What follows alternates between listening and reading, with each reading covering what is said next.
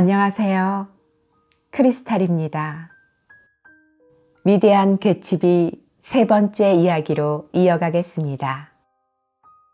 저의 낭독과 함께 편안히 휴식하며 잠들 수 있는 시간이 되시길 소망합니다.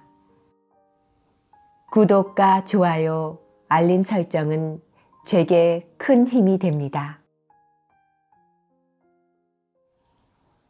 제 3장 여름밤 곶집이의 집에서는 날마다 흥겨운 음악 소리가 났다. 푸른 정원에서는 남녀들의 속삭임이 샴페인과 별들 사이를 바쁘게 오가곤 했다. 오후 밀물 때 나는 손님들이 그의 뗏목 꼭대기에서 다이빙을 하거나 그의 이름으로 되어 있는 해변의 뜨거운 모래 위에서 일광욕을 하는 것을 바라보았다. 그의 두 척의 모터보트는 바다 위에 떠 물살을 가르며 하얀 물거품 위로 수상 스키를 끌고 달렸다. 주말이면 그의 롤스로이스 승용차가 아침 9시부터 한밤중까지 시내를 왔다 갔다 하며 손님들을 실어 날랐다. 스테이션 외건은 마치 활기찬 투구벌레처럼 지칠 줄 모르고 모든 기차를 마중 나갔다. 그리고 월요일에는 임시로 고용된 정원사까지 합쳐 모두 8명의 고용인이 자루 달린 걸레, 마루 닦는 솔, 망치, 정원용 가위 등을 들고 간밤에 손상된 부분을 손질하느라 하루 종일 힘들게 돌아다녔다. 매주 금요일에는 뉴욕의 첨가물점으로부터 5상자의 오렌지와 레몬이 도착했고 월요일이면 이것들은 알맹이 없는 껍질이 되어 피라미드 모양으로 쌓인 채 저택 뒷문으로 사라졌다. 부엌에는 한 하인이 엄지손가락으로 조그만 단추를 누르기만 하면 30분 만에 200여 개의 오렌지 주스를 짜낼 수 있는 기계가 한 대 설치되어 있었다. 그런가 하면 적어도 2주일에 한 번씩은 음식점에서 출장 나온 사람들이 수백 피트나 되는 천막용 천과 어마어마한 정원에 크리스마스 트리를 만드는 데 쓸 다양한 색 전구를 가지고 왔다. 뷔페 식탁에는 번쩍거리는 오르데 브루와 향료를 넣어 구운 햄, 오색으로 만든 샐러드, 밀가루를 씌워 누렇게 구운 통돼지와 칠면조가 가득 놓여 있었다. 메인 롤에는 진짜 노쇠 난간의 바가 마련되어 있었고 갖가지 독한 진과 위스키가 진열되어 있었다. 코디얼들은 너무 오랫동안 금주법으로 잊혀졌기 때문에 대부분의 여자 손님들은 나이가 어려 그 종류를 구별해내지 못했다. 7시에는 오케스트라가 도착했는데 빈약한 5인조가 아니라 짝수 이상의 오보에, 트럼펫, 색소폰, 현악기, 코넷, 피콜로, 그리고 저음과 고음의 드럼으로 구성된 웅장한 규모였다. 늦게까지 수영을 하던 사람들도 이제는 바닷가에서 돌아와 2층에서 옷을 갈아입고 있었다. 저택 안의 주차장에는 뉴욕에서 온 차들이 5줄로 질서정연하게 주차해 있었다.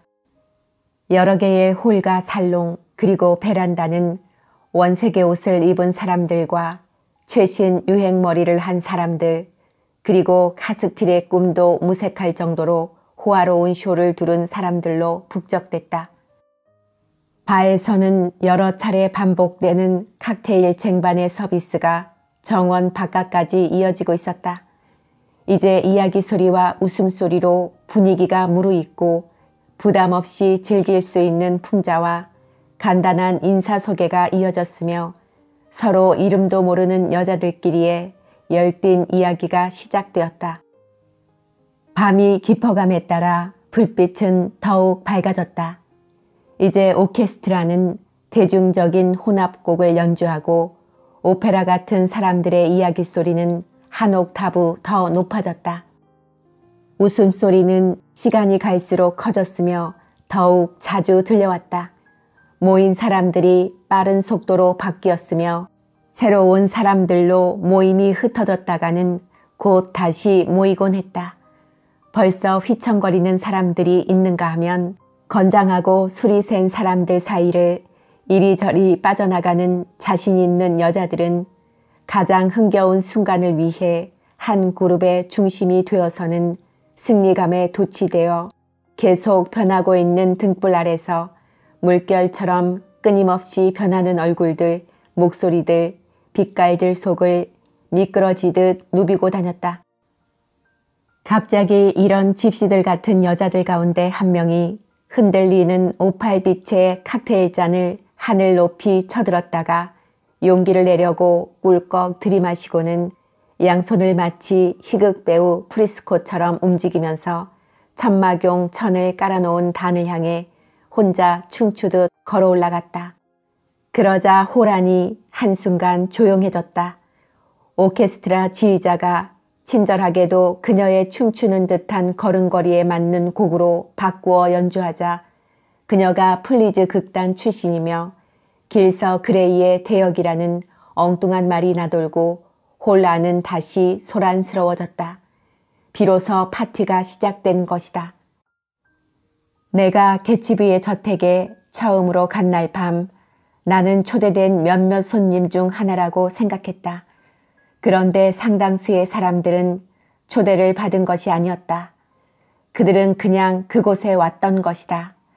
롱아일랜드로 오는 자동차를 타고 가다 보니 개치비의 저택 앞에서 차가 멈춰 섰던 것이다.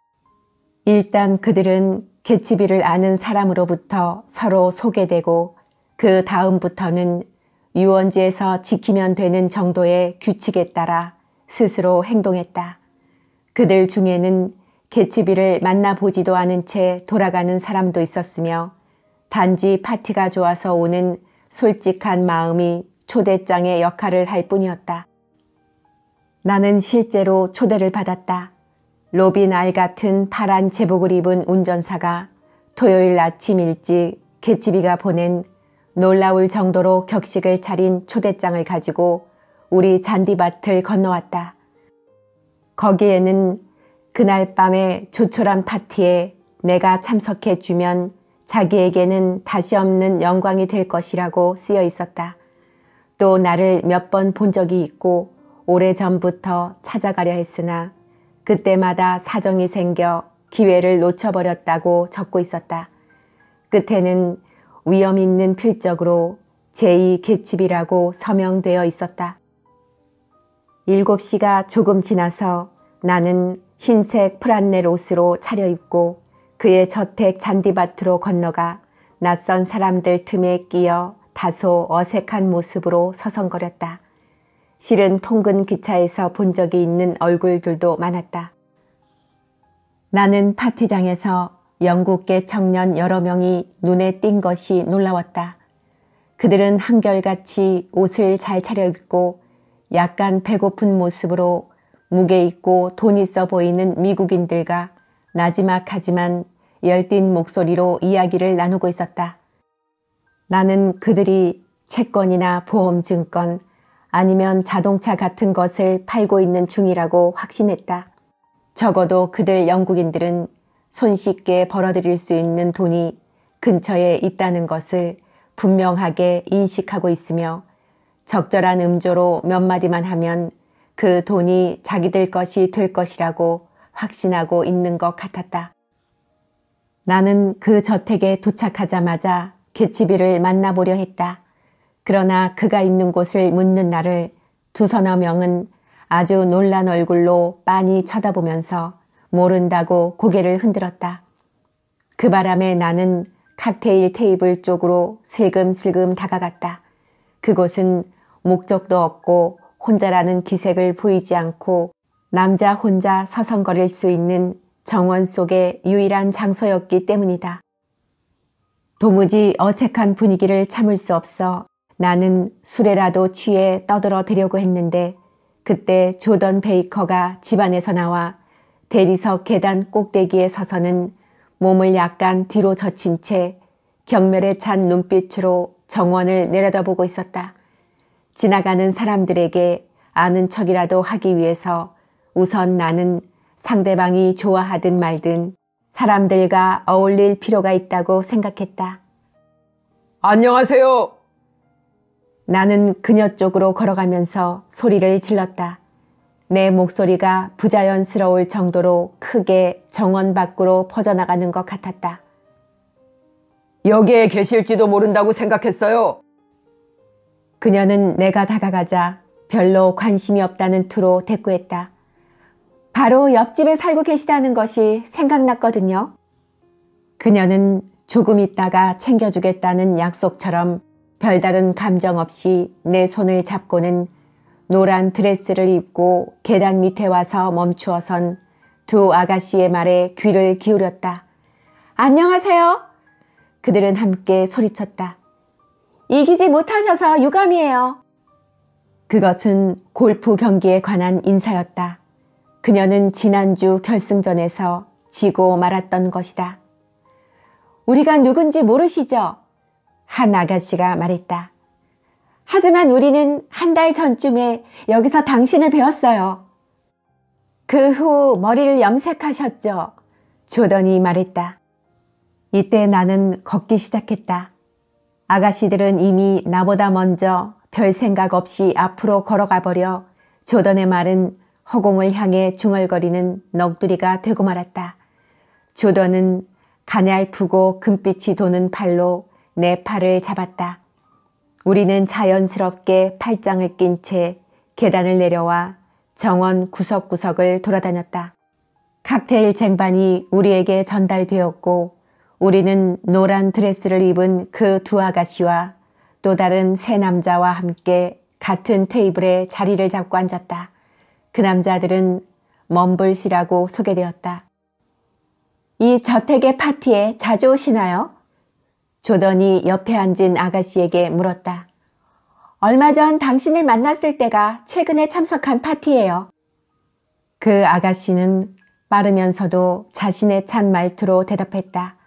그리고 자기 친구를 돌아보며 물었다. 루실, 너도 그렇지?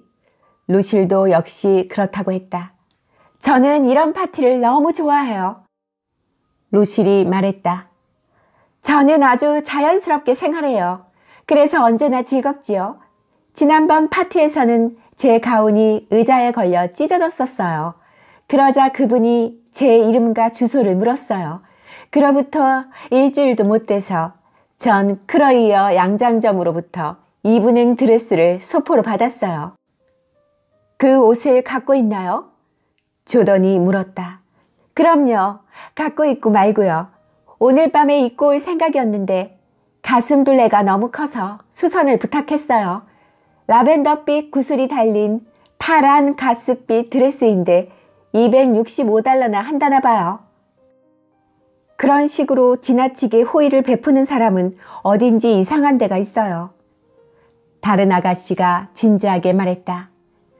그분은 말썽이 나는 것을 원치 않지요. 누가 원치 않는다는 것이죠? 내가 물었다. 개츠비 씨지 누구겠어요? 두 아가씨와 조던은 친근한 듯 서로 몸을 기댔다. 누가 그러던데 말이에요. 사람들은 그분이 전에 사람을 죽인 적이 있다고 생각하고 있대요. 순간 모두가 몸서리를 쳤다. 세 명의 멈블씨는 몸을 앞으로 굽히고 좀 더 자세히 듣기 위해 열심히 귀를 기울였다. 그런 정도는 아니라고 생각하는데요. 루실이 의심스럽다는 듯이 말했다. 그보다는 전쟁 중에 독일의 스파이였을 가능성이 더 많아. 세 남자 가운데 한 명이 고개를 끄덕였다. 나도 그 사람에 대한 얘기를 많이 들었는데 그와 독일에서 함께 자란 사람한테 들었어요. 하고 한 남자가 자신 있게 말했다. 어머, 그건 잘못 전해진 얘기예요. 처음 말했던 아가씨가 말했다. 그럴 리가 없어요. 왜냐하면 그분은 전쟁 중에 계속 미국에 있었거든요. 우리가 자기 말을 믿는 눈치를 보이자 그녀는 몸을 앞으로 굽히며 한층 강한 어조로 말을 이었다. 아무도 자신을 보고 있지 않다고 생각할 때에 그분을 한번 쳐다보세요. 사람을 죽인 것이 틀림없어요. 그 아가씨는 눈살을 찌푸리며 몸소리를 쳤다. 루실도 몸서리를 쳤다. 우리는 누가 먼저랄 것도 없이 모두 몸을 돌려 주위를 둘러보며 개치비를 찾았다. 이 세상에서 별로 화제의 대상이 될 필요를 느끼지 않는 사람들로부터 이러한 쑥덕 공론이 나온다는 것은 결국 개치비 자신이 남들에게 그런 낭만적인 억측을 하도록 충동질했다는 증거이다. 첫 번째 저녁 식사가 막 차려지고 있을 때 조던이 자기 일행과 함께 식사를 하자고 했다. 그들은 정원 한쪽 구석에 있는 테이블에 둘러앉아 있었다. 세 쌍의 부부와 혈기왕성한 보디가드 격인 대학생은 조만간 그녀가 자기에게 굴복해 어느 정도 자신에게 몸을 내맡기게 될 것이라는 생각을 하고 있는 듯 했다. 일행은 이리저리 돌아다니는 대신 한결같이 위험 있는 자세를 취하면서 고상한 척 거만을 떨었다. 이스트에그가 웨스트에그에 스스로를 낮추기는 하나 분광기를 통해 보는 것 같은 웨스트에그의 활기찬 흥겨움을 조심스럽게 경계하고 있었다. 우리 밖으로 나가요. 따분하고 어색한 시간이 30분쯤 지났을 때 조던이 내게 귓속말로 말했다. 이곳은 나로 하여금 너무 점잔을 빼게 해요. 우리는 자리에서 일어났다. 조던은 우리는 집주인을 찾으러 간다는 설명을 했다. 그리고 그녀는 내게 주인을 만난 적이 없기 때문에 불안해하는 것 같다고 덧붙여 말했다. 그 대학생은 냉소적이며 침울한 표정으로 고개를 끄덕였으나 여전히 못마땅한 표정을 하고 있었다. 우리는 먼저 발을 둘러보았는데 그곳은 사람들로 붐볐지만 개치비는 없었다. 그녀는 계단 꼭대기에서도 그를 찾아내지 못했다. 베란다에도 그는 없었다. 그러다 우리는 우연히 묵직해 보이는 문을 열고 천장이 높은 고딕 서재로 들어갔다. 그 방의 벽은 조각이 된 영국산 참나무 널빤지로 되어 있었는데 그것들은 해외의 어느 페어에서 그대로 옮겨다 놓은 것 같았다. 올빼미 눈 같은 커다란 안경을 쓴 건장한 중년 남자가 술에 약간 취한 듯 커다란 테이블 모서리에 걸터앉아 서가들을 불안한 눈초리로 응시하고 있었다.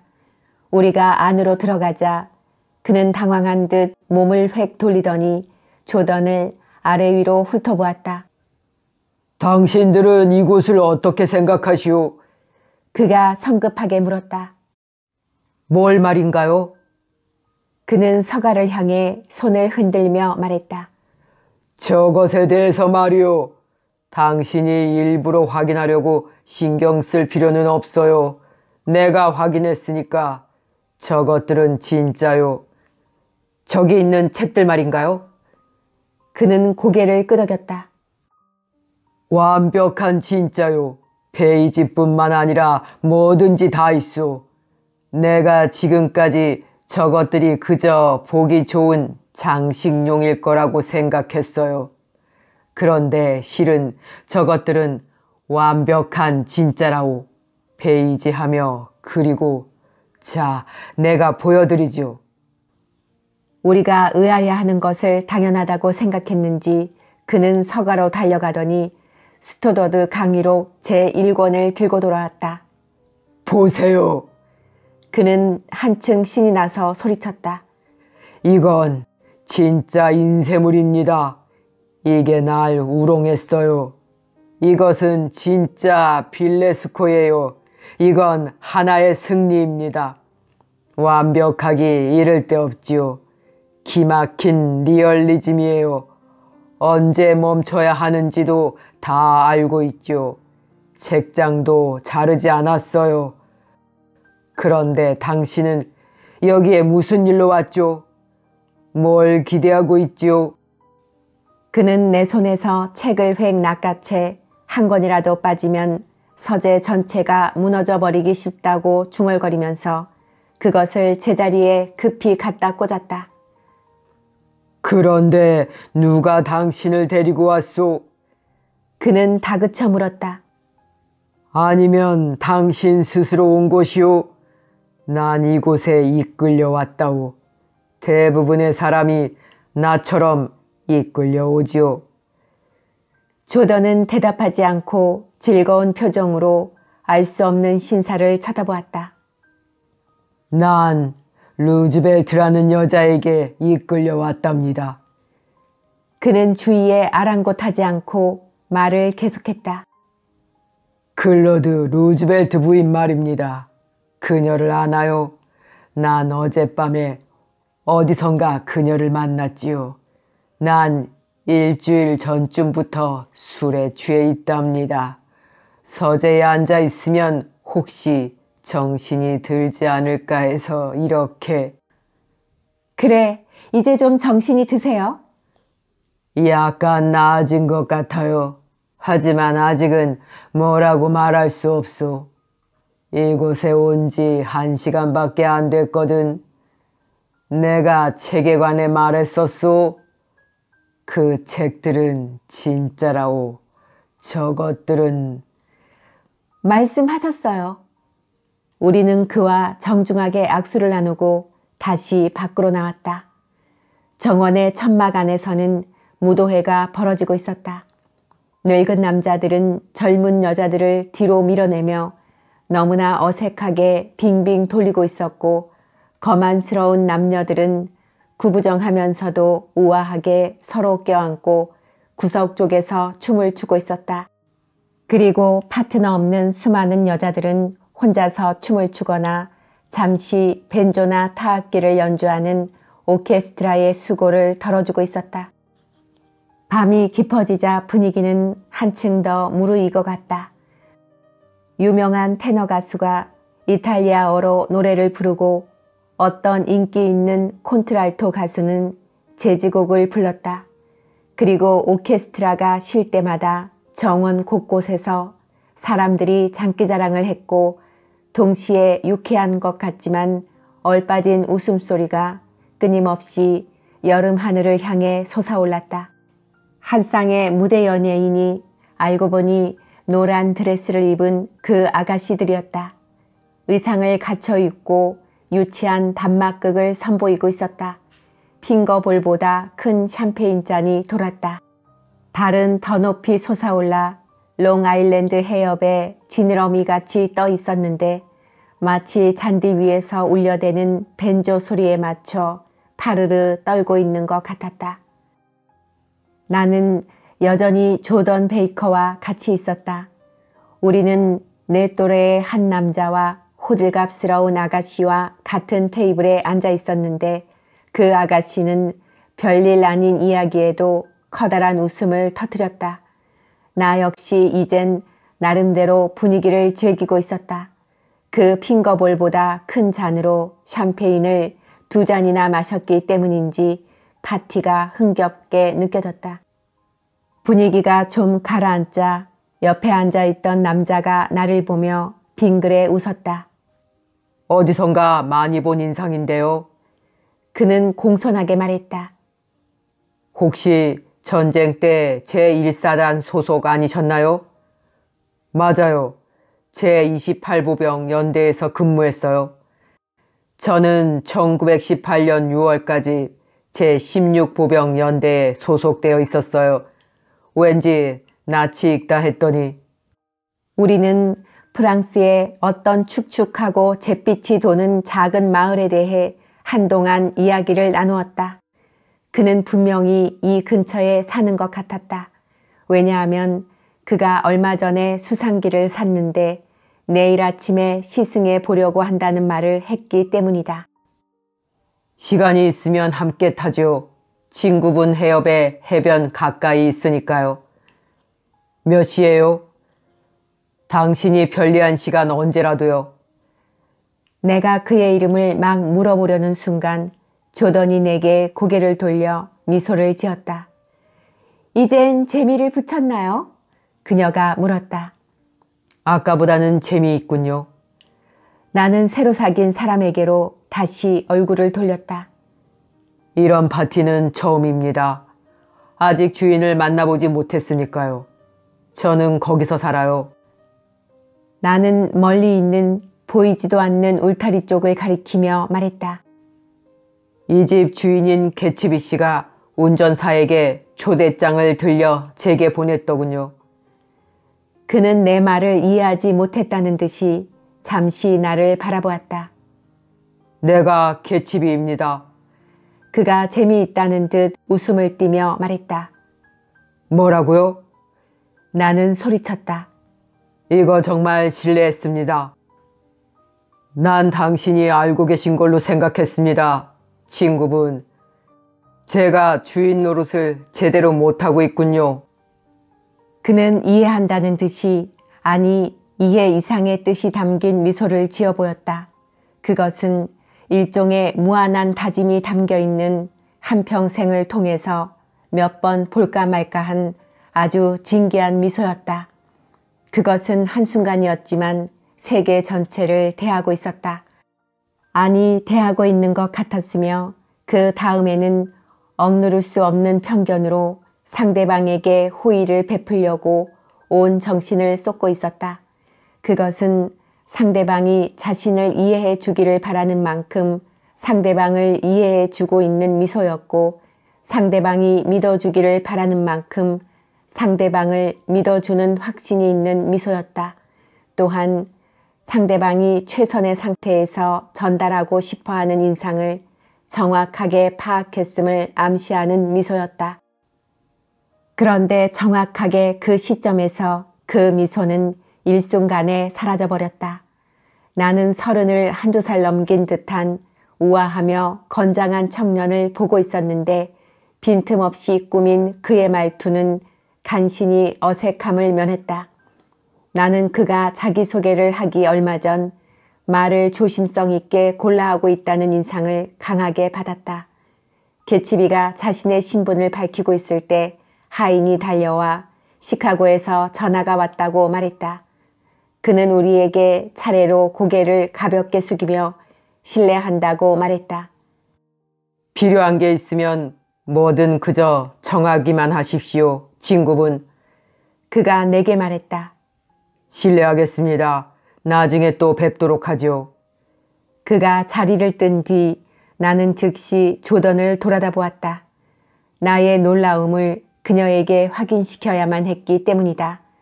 나는 지금껏 개치비를 중년의 혈색이 좋고 뚱뚱한 사람으로 생각하고 있었다. 저 사람은 어떤 사람인가요? 내가 조급한 목소리로 물었다. 당신은 좀 알고 있소? 개치비라는 이름의 남자라는 사실밖에 몰라요. 내 말은 어디 출신이냐는 겁니다. 뭐 하는 사람이죠? 이제 당신까지 신상조사를 하기 시작했군요. 그녀는 잔잔한 미소를 띠며 대답했다. 글쎄요. 그가 언젠가 제게 옥스퍼드 대학 출신이라고 말한 적이 있어요.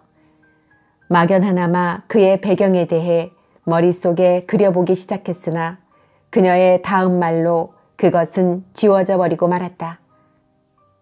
하지만 전 그 말을 믿지 않아요. 왜요? 정확히 이유를 댈 수는 없어요. 그녀는 짓궂게 말했다. 단지 저는 그분이 옥스퍼드에 다녔으리라고는 생각하지 않을 뿐이에요. 그녀의 말투는 앞서에 사람들은 그분이 전에 사람을 죽인 적이 있다고 생각하고 있대요.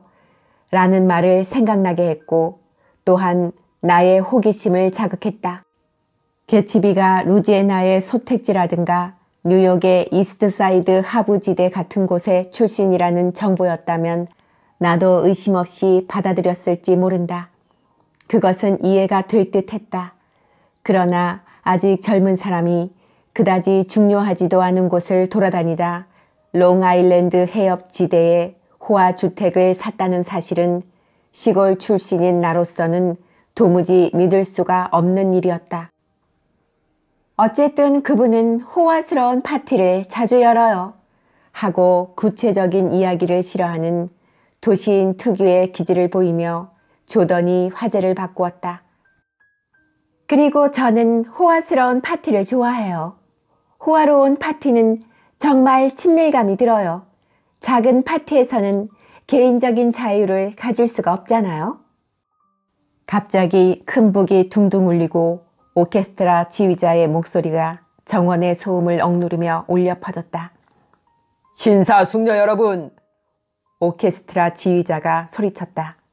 개츠비의 요청에 따라 지난 5월 카네기홀에서 많은 관심을 끌었던 블라디미르 토스토프시의 최신 작품을 연주해 드리도록 하겠습니다.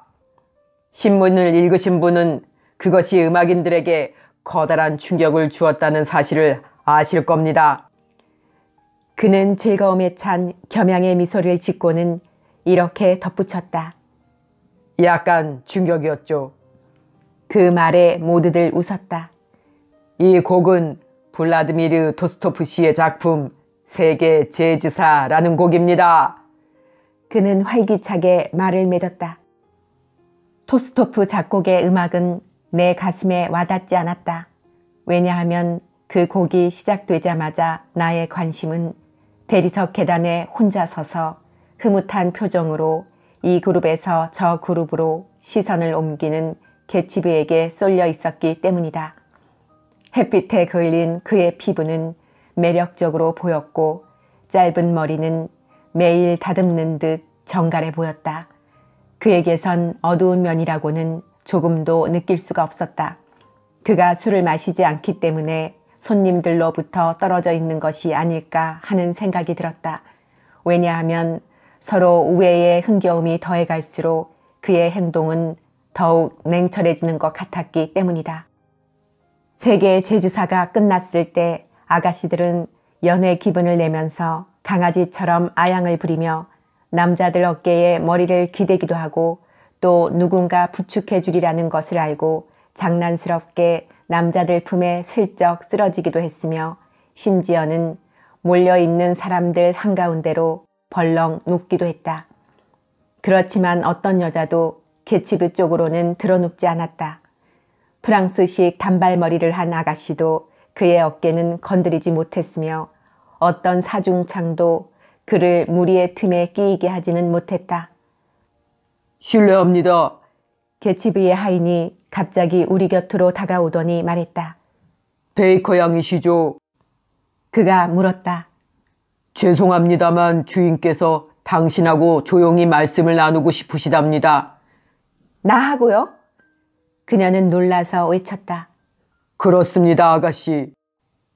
그녀는 의외라는 듯이 놀란 표정으로 눈썹을 치켜 올리고 나를 한번 쳐다보고는 천천히 일어나서 하인을 따라 저택 쪽으로 걸어갔다. 나는 그때 비로소 그녀가 야회복을 입고 있다는 것을 알았다. 그런데 그녀는 야회복뿐만 아니라 어떤 옷을 입어도 운동복처럼 보였다. 그래서 그녀의 몸놀림에서는 마치 맑게 갠 시원한 아침에 골프 코스를 따라 걷는 법을 처음 배운 사람에게서 느낄 수 있는 쾌활함이 느껴졌다. 나는 혼자 남게 되었다. 시간도 어느새 새벽 2시가 가까워지고 있었다. 테라스 위에 여러 개의 창문이 나 있는 긴 방에서는 아까부터 소란스럽지만 호기심을 끄는 소리가 들려오고 있었다. 2명의 코러스 걸과 산부인과 의사가 이야기를 주고받고 있었는데 조던의 호의자인 대학생이 나에게도 끼어들라고 청했으나 나는 못 들은 척하고 안으로 들어갔다. 커다란 방은 사람들로 가득 차 있었다. 노란 드레스를 입은 아가씨가 피아노를 치고 잘 알려진 합창단에서 온 키가 큰 붉은 머리의 젊은 여자가 그 옆에 서서 노래를 부르고 있었다. 그녀는 샴페인을 제법 많이 마셨고 노래를 부르는 동안 세상 만사가 너무너무 슬프다고 제멋대로 단정 짓고 있었다. 그녀는 노래만 부르는 것이 아니라 울기도 했다. 노래의 쉬는 부분을 한숨과 흐느낌으로 메우고는 다시 떨리는 소프라노로 서정곡을 계속 불렀다. 눈물이 그녀의 두 뺨을 흘러내렸으나 거침없이 흘러내리지는 않았다. 왜냐하면 짙게 화장한 속눈썹이 흡수하고 난 나머지 눈물만이 검은색 줄기가 되어 느리게 흘러내렸기 때문이다. 누군가가 그녀에게 얼굴 위에 검은색 눈물을 음표로 여기고 노래하고 있다고 익사를 떨자 그녀는 두 손을 쳐들고 의자에 쓰러져서는 샴페인에 취해 깊은 잠에 빠져버렸다. 저 여자 남편하고 싸웠어요. 내 곁에 있던 한 아가씨가 말해주었다. 나는 주위를 둘러보았다.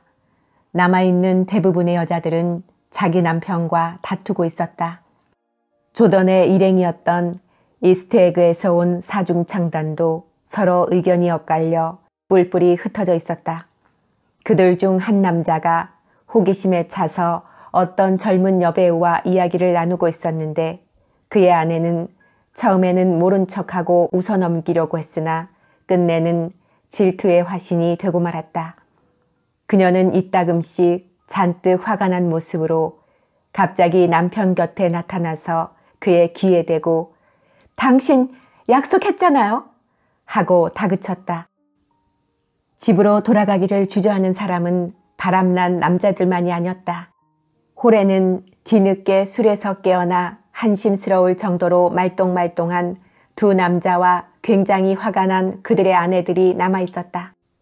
그 아내들은 약간 높은 목소리로 서로 위로의 말을 주고받았다.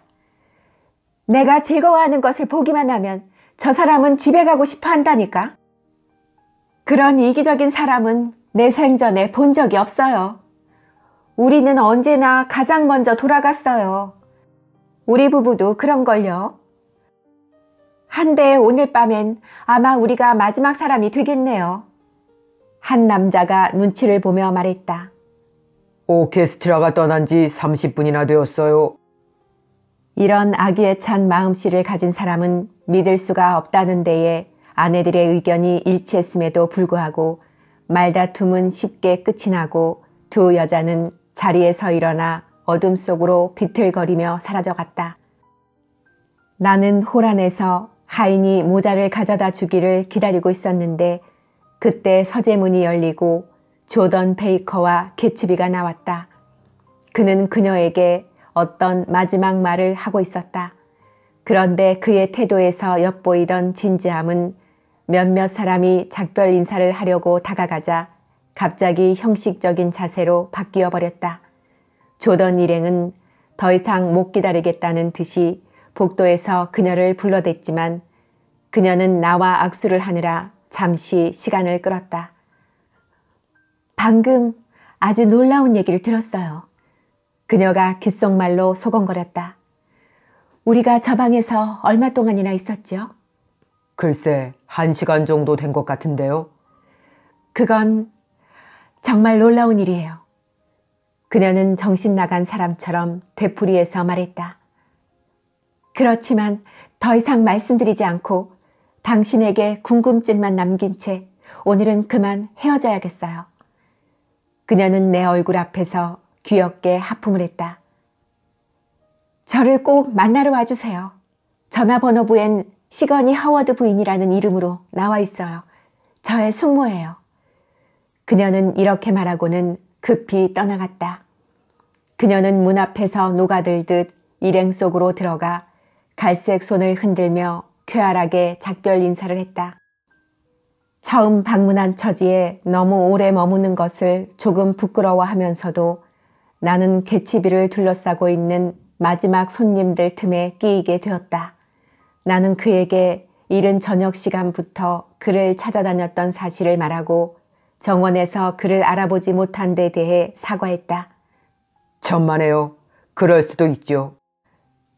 그는 아무렇지도 않다는 듯 미소를 띠며 말했다. 그런 생각은 2번 다시 하지 마세요, 친구분. 이 친근한 말투는 그저 다짐하듯이 내 어깨를 쓰다듬는 그의 손 감촉 이상의 친밀감은 갖지 못했다. 그리고 내일 아침 9시에 같이 수상기 타기로 한 거 잊지 마세요. 9시입니다.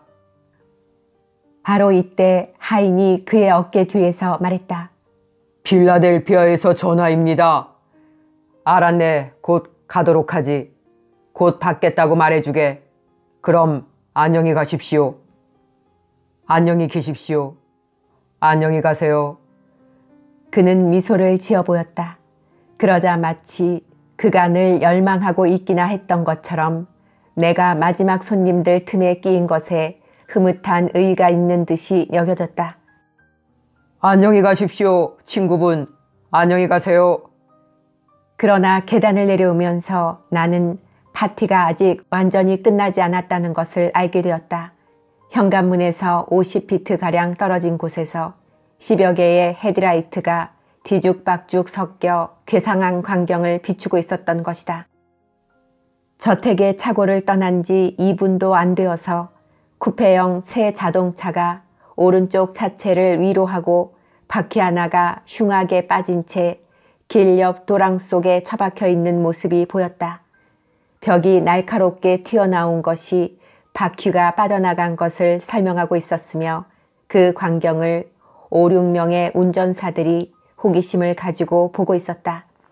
구경하는 운전사들의 차가 길을 가로막고 있었기 때문에 뒤에서 오는 차들이 거칠고 시끄러운 경적 소리를 계속 내어 그렇잖아도 이미 혼란스러운 상태를 더욱 심화시켰다.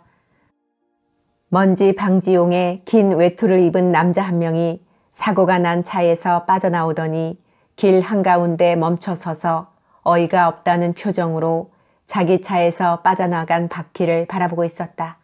그러고는 구경하는 사람들에게로 시선을 옮겼다. 보세요. 그가 말했다. 차가 개천에 처박혀 버렸어요. 그는 차가 개천에 빠졌다는 사실을 믿지 않는다는 투로 말했다. 그가 그것을 의외로 여기고 있는 것 자체를 이상하게 생각하고 있던 나는 그 남자가 누구인지 알게 되었다. 조금 전에 개치부의 서재에 앉아있던 바로 그 사람이었다. 어쩌다 이렇게 됐습니까? 그는 어깨를 으쓱해 보였다. 난 기계에 대해서는 전혀 몰라요. 그는 딱 잘라 이렇게 말했다. 그런데 어떻게 된 겁니까? 벽을 들이받았나요? 나에게 묻지 마시오. 마치 올빼미 눈 같은 안경을 낀 그 남자는 이 사고와 자기는 관계없다는 투로 말했다. 기계 구조에 대해서는 아무것도 모른다니까요. 전혀 몰라요. 내가 아는 것이라곤 사고가 났다는 것뿐이에요. 운전이 서투르시면 밤에는 운전을 하지 말았어야죠. 운전할 생각은 전혀 없었어요. 그는 화를 내며 변명했다. 그래서 운전대를 잡을 생각조차 없었소. 구경꾼들은 그의 거친 말투에 감히 토를 달지 못하고 있었다. 자살하려고 그랬나요? 바퀴 하나만 빠진 게 천만 다행이었어요. 운전도 서투르고 할 마음도 없었다면서요. 못 알아듣는군. 사고를 낸 사람이 말했다. 난 운전하지 않았소. 차 안에 또 한 사람이 있어요. 뭐라고요? 이 말에 모두들 깜짝 놀랐다. 이때 쿠페형 차의 문이 조금씩 열리더니 아이고, 아이고 하며 길게 끄는 목소리가 들려왔다. 군중들은 그새 군중이라 말할 정도로 사람들이 늘어났다. 자신들도 모르는 사이에 뒤로 물러났다. 차의 문이 완전히 열리자 순간적으로 침묵이 흘렀다. 그러자 아주 창백한 얼굴의 사내가 부서진 차에서 비틀거리며 나오려는 모습이 보였다. 몸의 한 부분씩 차례로 드러나더니 엄청나게 큰 무도화를 신은 발로 더듬더듬 땅을 밟아보았다. 헤드라이트 불빛으로 눈이 부시고 또 쉴 새 없이 울려대는 경적 소리에 어리둥절해진 그 유령 같은 남자는 잠시 몸을 비틀거린 후에야 먼지 방지용의 긴 외투를 입은 그 사람을 알아보았다. 어떻게 된 거죠? 그는 침착한 말투로 물었다. 우리 차에 휘발유가 떨어진 건가요? 저걸 보세요.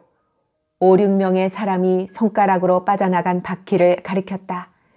그 남자는 잠시 그것을 바라보더니 그게 하늘에서 떨어진 것이 아닌가 하고 의심이라도 하듯 위를 쳐다보았다. 차에서 빠져나간 거요. 누군가가 설명했다. 그는 고개를 끄덕였다. 처음에는 차가 멈춘 것도 몰랐어요. 침묵이 흘렀다. 곧 그는 길게 숨을 내쉬고 어깨를 쭉 펴고는 진지한 목소리로 이렇게 말했다. 주유소가 어디 있는지 알려주시겠습니까?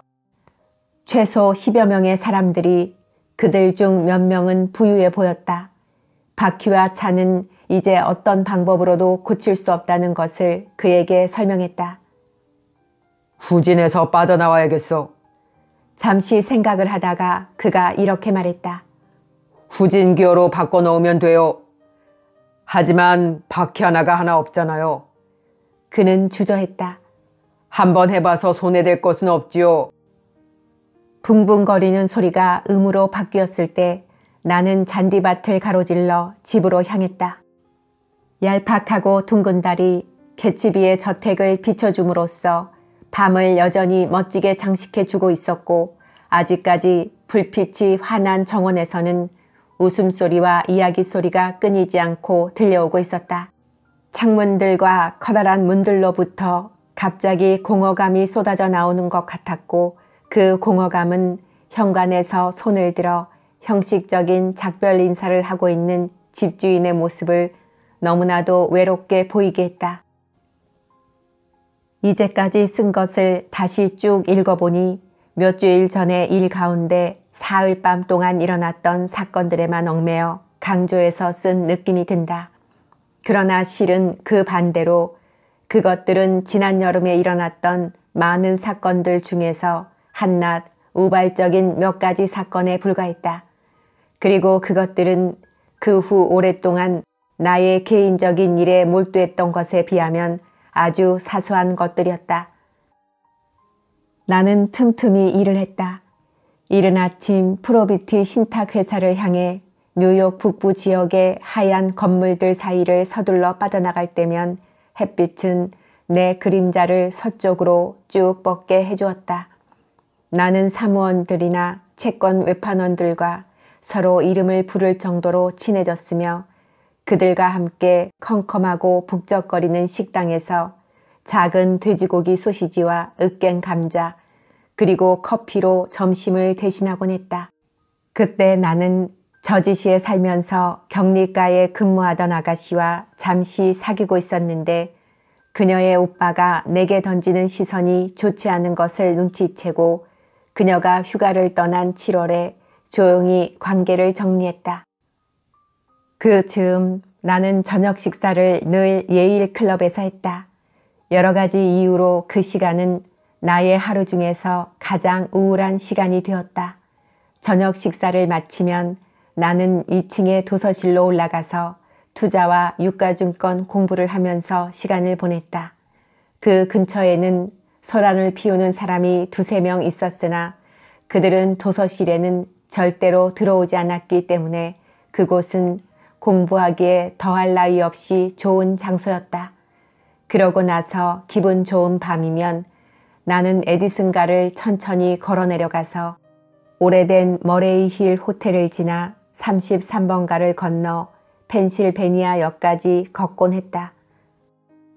나는 밤이면 느껴지는 그 활기차고 모험적인 기분 그리고 끊임없이 오가는 연인들과 자동차 행렬이 우리의 불안한 눈에 안겨주는 만족감 때문에 뉴욕을 좋아하기 시작했다. 그 당시 나는 5번가를 걸으며 군중들 속에서 아름다운 여자를 찾아내어 곧 그녀의 생활 속으로 빠져드는 나 자신의 모습을 상상하는 걸 좋아했다. 그런 일은 아무도 눈치채지 못했으며 따라서 뭐라고 책망할 사람도 없었다. 마음속으로는 때때로 으슥한 길모퉁이에 있는 그녀의 아파트까지 따라가곤 했다. 그러면 그녀는 나를 향해 살짝 돌아보며 미소를 짓고 나서 문을 열고 어둠 속으로 사라지는 것이었다. 해가 질 때면 가끔 나는 이상한 기분 속으로 빠져들었다. 나는 자주 고독감에 휩싸였는데 나 아닌 다른 사람들에게서도 그것을 느꼈다. 거리의 창문들 앞을 서성거리면서 너절한 식당에서의 조촐한 식사 시간이 오기를 기다리고 있는 가난한 사무원들, 저녁의 어둠 속에서 밤과 인생의 가장 황홀한 순간들을 헛되이 낭비하고 있는 이 젊은 사무원들에게서 나는 그 고독을 느꼈다.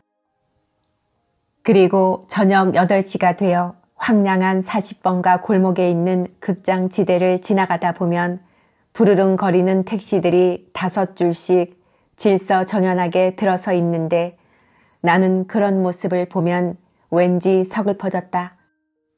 택시를 탄 사람들은 출발을 기다리는 동안 서로 몸을 기대고 앉아 노래를 부르기도 하고 재미없는 농담에도 곧잘 웃음을 터뜨리곤 했다.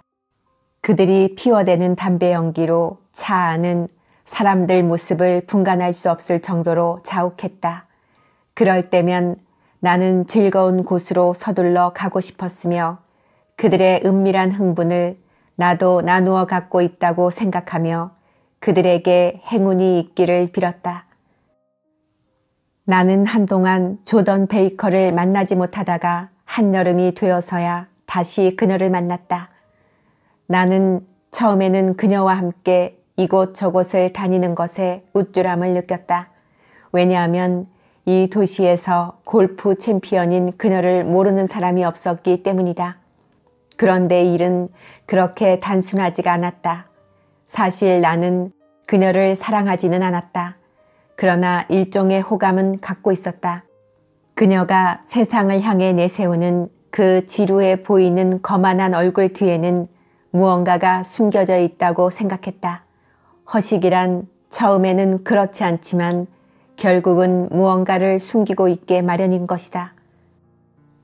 어느 날 드디어 나는 그 정체를 알아냈다.